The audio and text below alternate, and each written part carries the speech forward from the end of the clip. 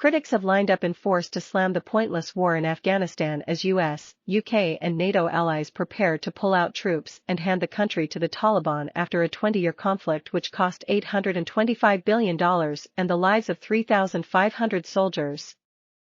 The conflict has seen tens of thousands of deaths in all, with remarkably few of the aims set out in the beginning actually achieved. As NATO leaders meet for talks this week, with a possible withdrawal on the cards following President Trump's pledge to have all U.S. troops out by May, those across the globe who have opposed the war have once again made their views known. American author and combat vet Daniel L. Davis wrote, "The United States has been fighting a pointless, unnecessary war in Afghanistan for nearly 2 decades." Laila Harré, leader of New Zealand's Internet Party, tweeted that it was 20 years since the alliance stood against this predictably destructive deployment. 20 years wasted on war. Meanwhile, a survey in 2019 found 58% of veterans and 59% of the public felt the conflict was not worth fighting.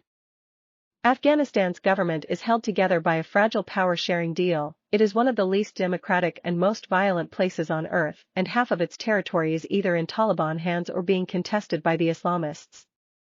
While Joe Biden may yet reverse Trump's promise, if he pushes ahead then it is unlikely that NATO forces will stay much longer. Their withdrawal would bring an end to one of the longest conflicts of modern times. But it will also be the beginning of the end of democracy in the country, the long-running campaign's main objective as the Taliban reclaim total control. So, after 2 decades of war, was it all worth it? Mail Online examines the human cost.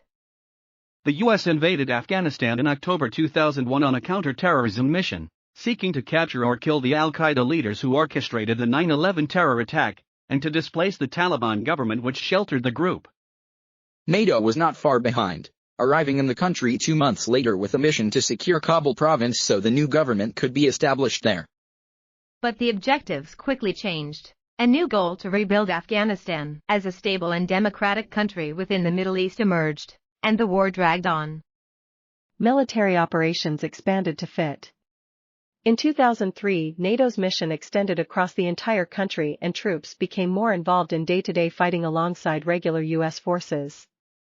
At its height, in 2011, the NATO force numbered roughly 130,000 men drawn from 50 countries, before declining rapidly from 2013 as U.S. forces pulled back. In 2014, primary responsibility for security was handed over to the Afghan government, and today, there are around 10,000 troops from 36 countries stationed there in support and training roles. Over that time, some 3,500 coalition troops have died fighting. The vast majority, around 2,400, were American. The UK lost some 450 soldiers, the second highest total, who were largely killed in Helmand and Kandahar provinces when they took over combat operations from the Americans. On the Afghan side, it is thought that more than 110,000 have been killed, including at least 31,000 civilians who were largely hit by airstrikes. At least 30,000 coalition troops have also been wounded in the fighting, the vast majority American, while tens of thousands of Afghans have also been wounded.